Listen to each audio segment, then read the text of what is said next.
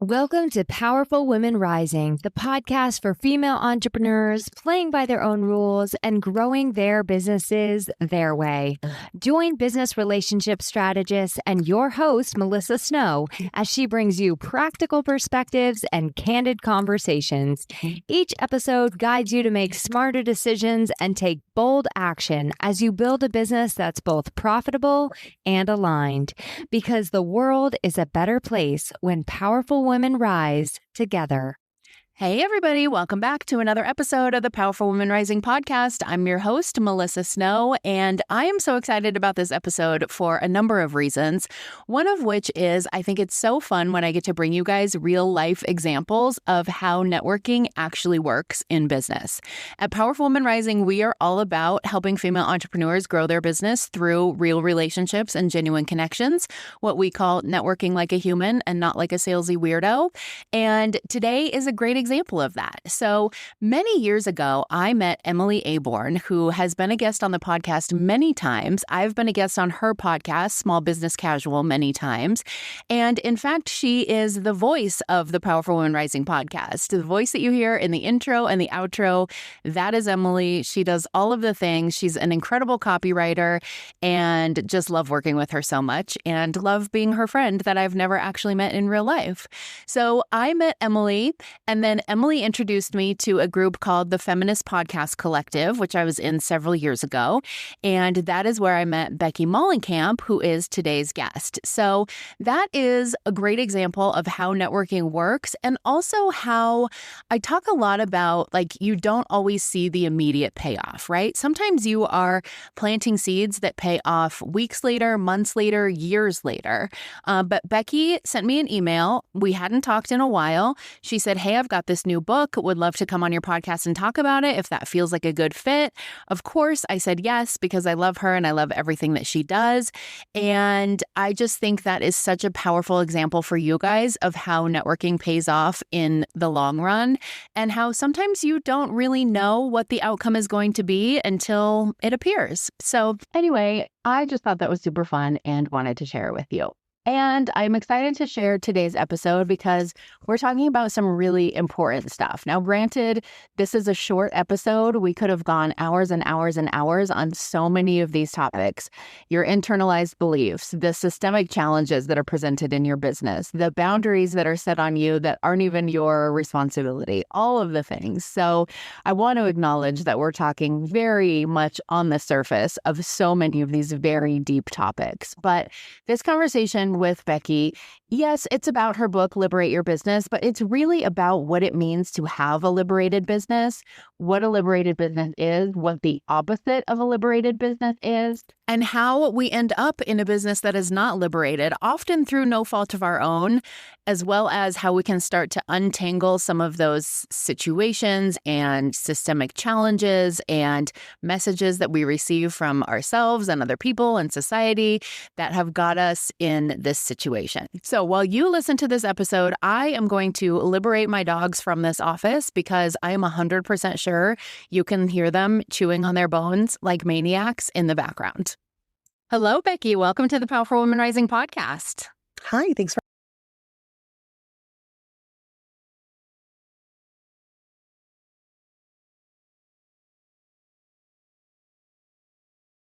You reached out about being on the podcast, and I was like, why didn't I think of this before? So excited to have you here and to talk about your new book. That's super exciting. Congratulations. Thank you. Yeah, I'm like a month, as we're recording this, a month out from the publishing date. And it's weird how it was everything for so long. And now it's already starting to feel like almost in the rear view mirror, but it's not. Yeah. But yeah. Oh, yeah, I did write a book. Yeah, I know. It's a wild experience. Yeah. Yeah, that's so awesome. Okay, so before we dive in, tell everybody a little bit about you and about what you do. Yeah, I'm a feminist business coach.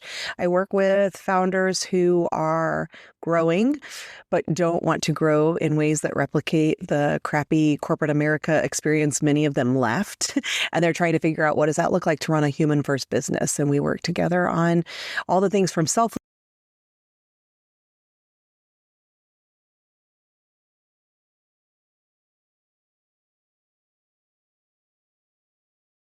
15 years. It's been evolving over time, but I've been a coach for 15 years. That's amazing. That's awesome. Yeah. I love that. Okay, so I want to talk a little bit about your book because I think it's so interesting when I was preparing for this episode and reading your book and thinking about, I always try on my podcast episodes to make sure that we're providing like actionable strategies and like real world things and tangible and you can apply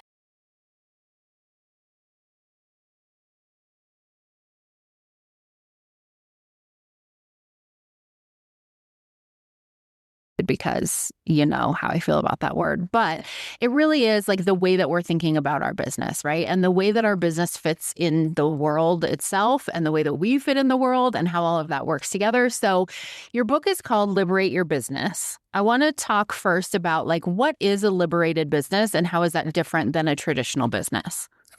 I think to me, it's sort of flipping things on its head where a traditional business is how does your life fit into your business? And a liberated business is one where it's how does this business fit into my life? It's putting the human first and the business second, the human first and the money second. That is not to say that we don't make money and that our business isn't important. I think people can sometimes, with all of our capitalist conditioning, as soon as you start to say people first and profit second, people start to go, ooh, I don't know about that.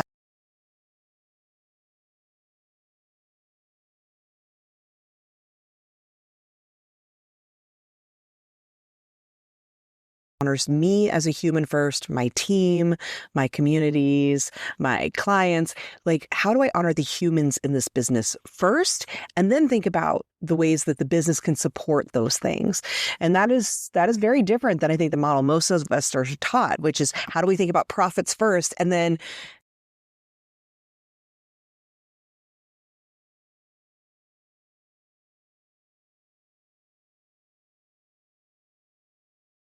noticing one of the things that I circled and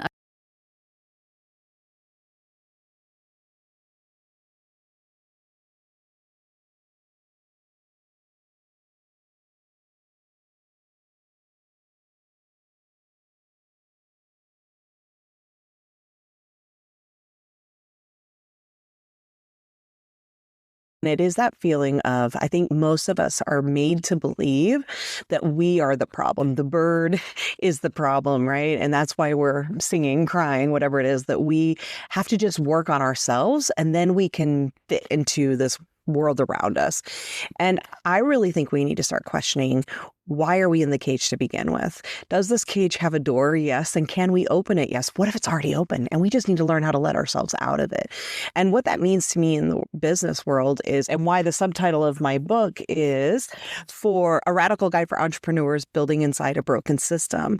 It is about the system in which we operate, capitalism, white supremacy, patriarchy, those systems I say are broken. The truth is they're operating exactly as they're meant to, but they are harmful, toxic systems.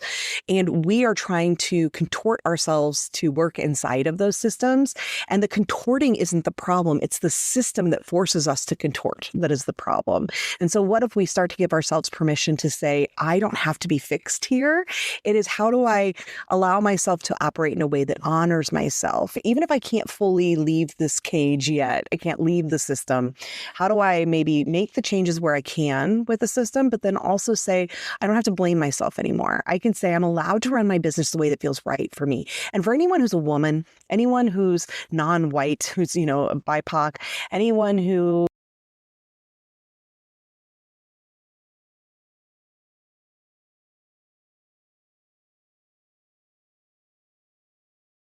are not made for us. And we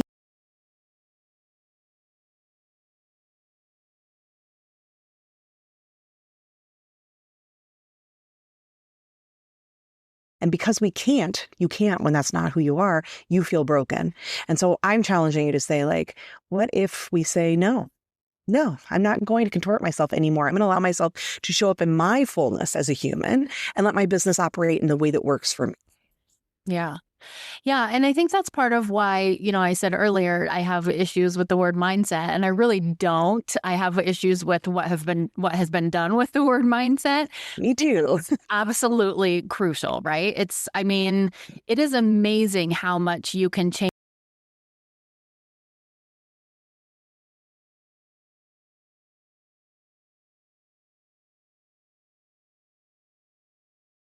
business coaches, coaches of all kinds who say all of your problems can be solved by changing your thoughts, right? And if you're not getting the results that you want, it's because of your thoughts. And if everyone else in this program is getting the results, but you're not getting the results, it's because something is wrong with you and the way that you are thinking, right? It has nothing to do with the fact that you are the only non-white person in this group. It has nothing to do with the fact that everyone in this group has a background in marketing, but you don't. It has nothing to do with the fact that everyone in this group has thousands and thousands and thousands of dollars to invest in their business and you don't, right? And so that's, I think, my beef with the mindset is like, yes, it's important. And that's a lot of what you're talking about too, is like not just trying to fit yourself into that box of how everyone says like, this is the solution to the problem, because the solution to the problem for me being a white woman born into a middle-class family in Colorado is not going to be the same situation for a non-white woman born in Chicago to a family of people who have never graduated from college and are making minimum wage, right? It's not going to be the same solution. And so that, I think, is a lot of my struggle with the coaching world, specifically the business coaching world, is this one size fits all solution that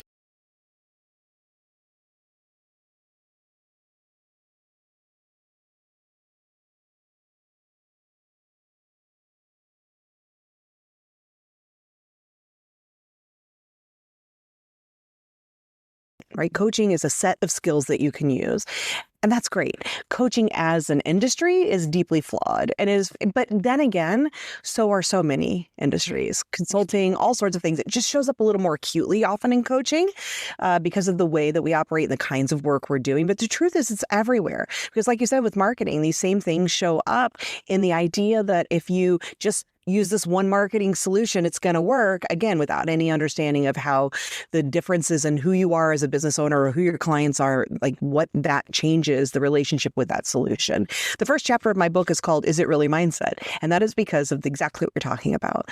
I think, and that's why we start there, because I think so much of what has been done to us is to make all of the systemic issues personal. It's all about how we fix ourselves. And so many of us have gotten so fixated on that we aren't looking around and seeing the bigger problems, or we're seeing them when we feel like we can't do anything about them and that we just need to focus on ourselves.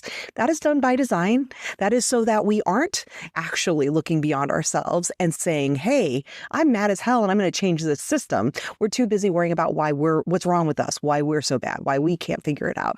And so I start there because that is what the systems have done. They force us all to be thinking and only really thinking about that. And I want people to interrogate that and challenge that and say, is it really my mindset? Because sometimes you're right. Mindset is important. How we think about things does matter. The problem is too much of what's out there is making it only about that. And they do that without putting that in some context, without acknowledging the systems that are at play, right? And so, that is not only unhelpful, it's actually really harmful. And that's the part that I think we really have to talk about, is that it's harmful to do that. So if you are a coach and I used to be this person, I talk about it very openly in the book. Before I did a lot of my own work, I know that I replicated harm, that I caused harm to people by using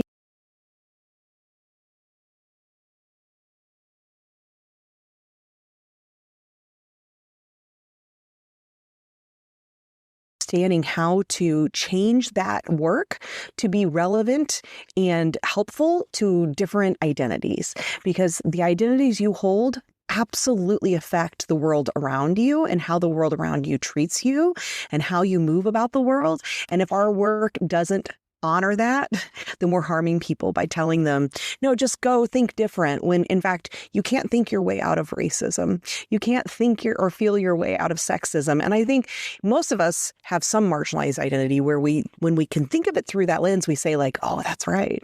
That's right. No amount of although to be clear, like when I talk about imposter syndrome in here as well, the system still makes us believe that we can. Like, oh no, women, it's just because you have imposter syndrome. That's why you're not advancing in your career or making as much as men or whatever the other things are. When the truth is, no, there's actual real systemic barriers that are keeping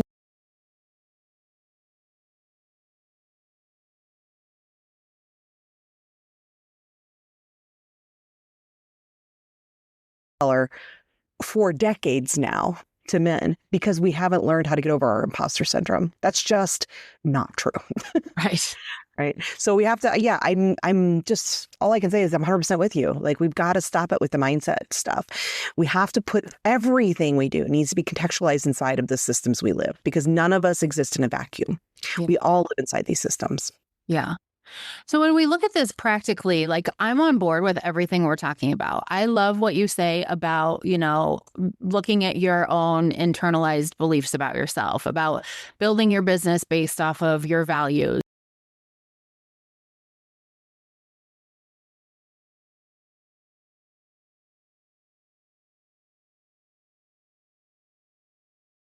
World and everything is wonderful. And also, like you said at the beginning, we got mortgage to pay, right? Like, we got bills to pay. We need to make money.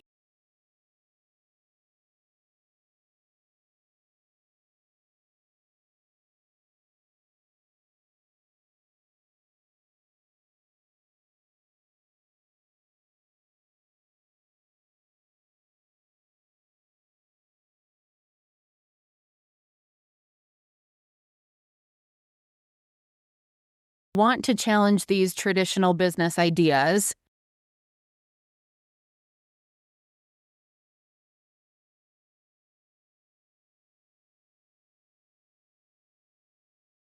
From the idea of perfectionism, those are definitely systemic tools that keep us locked into certain behaviors.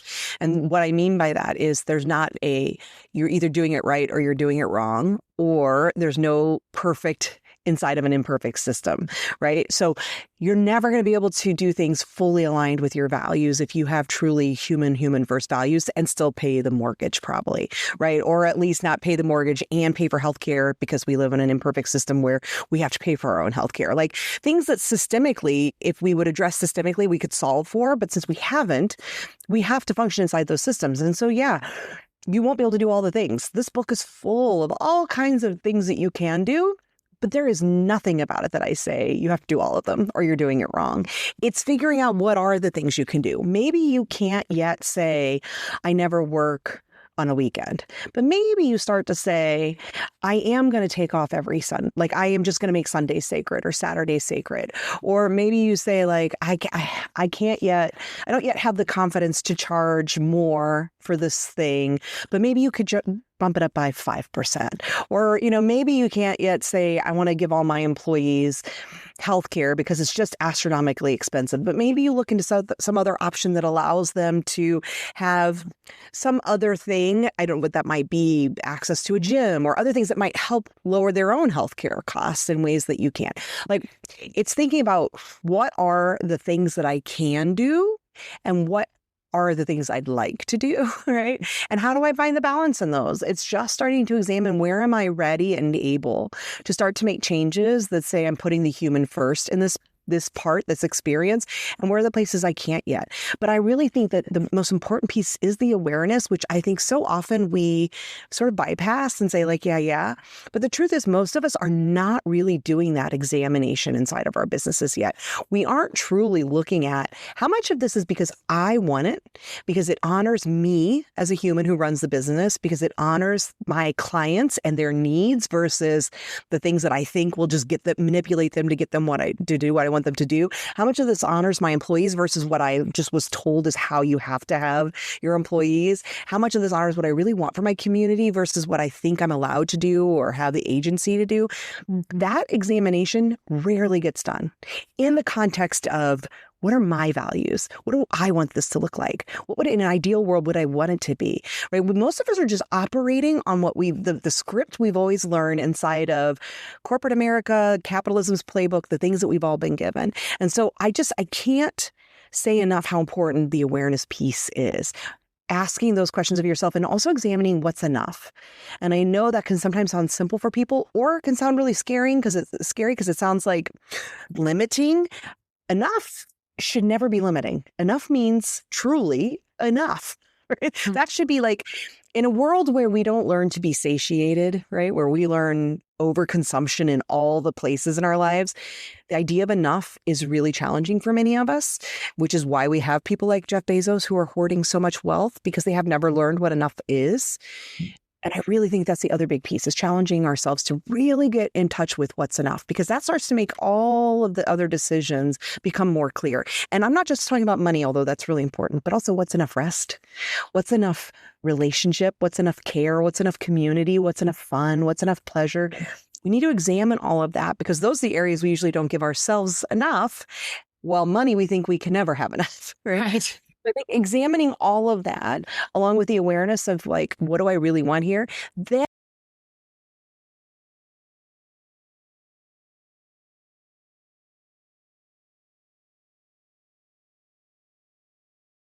by not doing them all. No one can, not inside a broken system. But what you can do is begin to make small changes because you're aware, because you know what you actually need to have enough.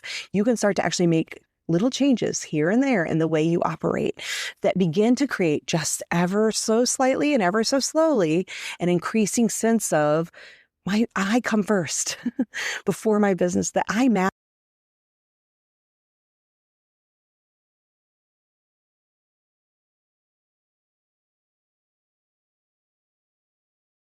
Here, right? Because there is no, again, one size fits all, 3-step solution for anything, including liberating your business. But I would say it starts with awareness and understanding enough, and then beginning to do the examination of what are the things I can potentially change here, and giving yourself that permission to go slow and steady. Yeah, I love that so much, because we really are a society that if we can't do it perfectly, we don't want to do it. If we can't do it all, then why even bother, right? And I love what you're saying about like, pick something that you can do. And maybe you can't do it 100%, maybe you can do it 50%. But if it's 50% more than what you did yesterday, that's amazing, right? But Yeah. in our minds, it's so easy for us to think like, it might as well be zero. Yeah, exactly. Well, it's how we're conditioned. So that's totally normal, right? So giving you also all the grace, everyone, all the grace to say, of course we feel this way. It's what we're conditioned into, because again, that is such a great tool of the oppressor. If you feel like you can only do it perfectly, guess what happens? You never take action, because imperfect action feels so bad that you won't do anything. And they're counting on that, right? What they don't want to see is that you're actually making a conscious decision today to say, do I want to buy this from Amazon, or could I get in my car and just head to a local retailer and support a small business? Like, some days you're going to order it from Amazon, and that's okay, right? There's no guilt in that. I sell my book on Amazon. It's also on my website, because I know some people, disabilities and other reasons means they need to get through Amazon, and that's okay. I also have other options, right? That's part of what I do. Like, I'm not doing it perfectly. If I were to say I'm showing up 100% values aligned, I would not even allow anyone to buy it on Amazon. Yeah. That actually is not really true, because there are people for whom Amazon is the only way, that's their lifeline to being able to actually purchase anything in this imperfect system. And so, okay, then I'm going to make myself available on Amazon for those folks. And that doesn't mean I'm failing or I'm not doing it right. It means that I made a conscious decision about what I wanted to do with my book, where I wanted to make it available. Where I typically promote is my website, because that to me feels like the better option. I take care of manually mailing things or handing things out. I get to keep more of the profits, which I think versus Jeff Bezos, that's great. I'm not employing people at sub-living wages, all of that. And I also decided to make it available on Amazon for all the reasons I've said. So that's what it looks like in the smallest ways, again, to examine every decision and ask ourselves, what are the choices I can make here? And am I making them with awareness about the reasons for those decisions? And can I really justify my decisions? Yeah. Yeah. That, I think, is the key piece, is that you're making those decisions consciously rather than just following what the world's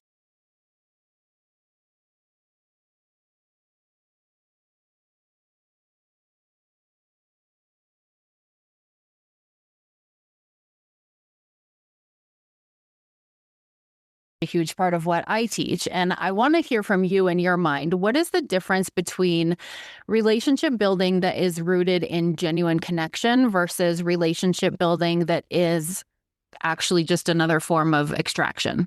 Yeah. I mean, to me, it's relational versus transactional, right? Am I going into this experience because I want to get something from someone? And that is the only reason. That's deeply transactional, and also something almost every one of us has experienced if you've done much networking. You go to the thing and it's just about how many business cards can I get so that I can follow up and ask you to buy something from me, or even worse, ask you to buy from me right now. Don't know you, couldn't care about you, just buy my thing.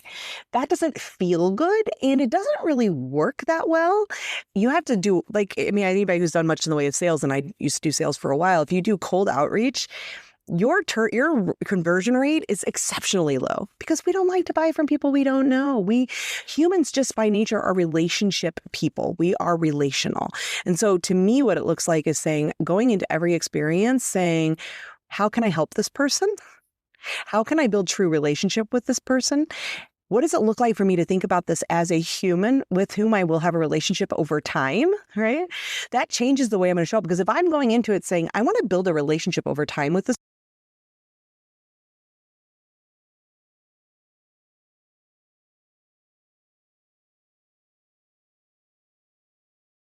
time, we are taught these really gross techniques because you see people showing up on Instagram. You've never heard from them. The first thing is a really personal voice message that is just them trying to get you to buy something. I get them on LinkedIn all the time. It's the quickest way for me to delete. But if you show up in my LinkedIn inbox and say, I really loved that interview you did on Melissa's show. It was really great. And I would love to just get to know you better. Could we hop on a coffee chat? I'm going to say yes. Yeah. Now, if I showed up to that coffee chat and then you ask me questions about me, and you say, when can we talk again? Or even better, I know this other person who's doing similar work who I just know you guys would probably vibe. Could I introduce you? Still haven't asked me about anything.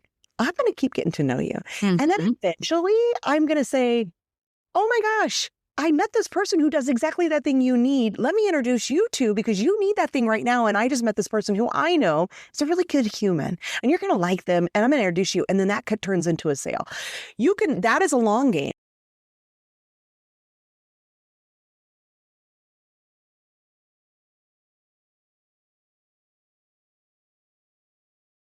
Marketing adage, and it's true for a reason. And so to me, it's like, are you going into this experience trying to simply get a transaction done?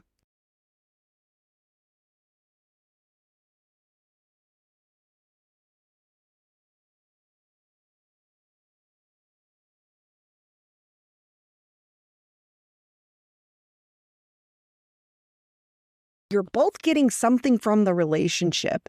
And sometimes one's getting more, sometimes someone else is getting more. But there is, on the overall lifespan of this relationship, a reciprocal feeling that both people feel like, yeah, knowing them, having them in my life has helped me.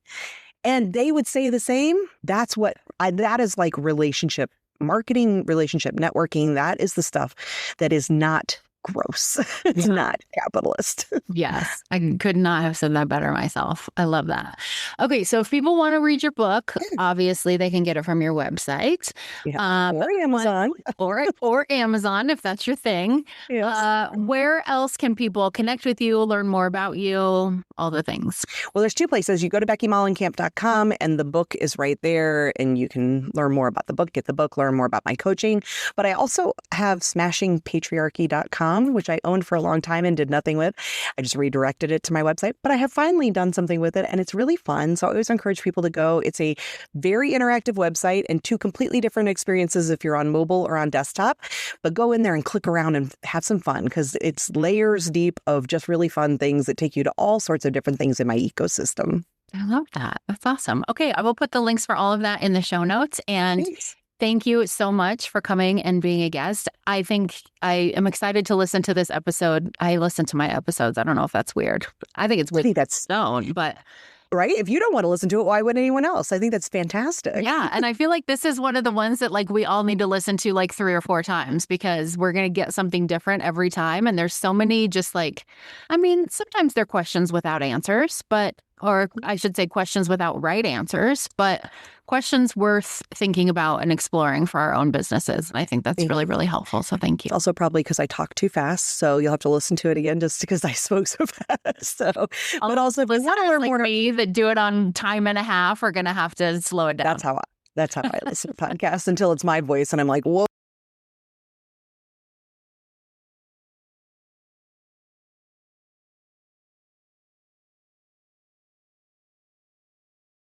Absolutely. That's a wrap on this week's episode of Powerful Women Rising. Thanks for hanging out with us. If you're looking for a fun, consistent, low-pressure way to meet other women in business and create more visibility, leads, and momentum, check out the Powerful Women Rising Connection Network. Looking for deeper support, a place to think things through, get honest feedback, and stay focused as you grow? You can learn more about our masterminds through the links in the show notes. If you loved the episode, be sure to subscribe, share, and leave us a review. And until next time, keep rising, because building a business your way really is the best way.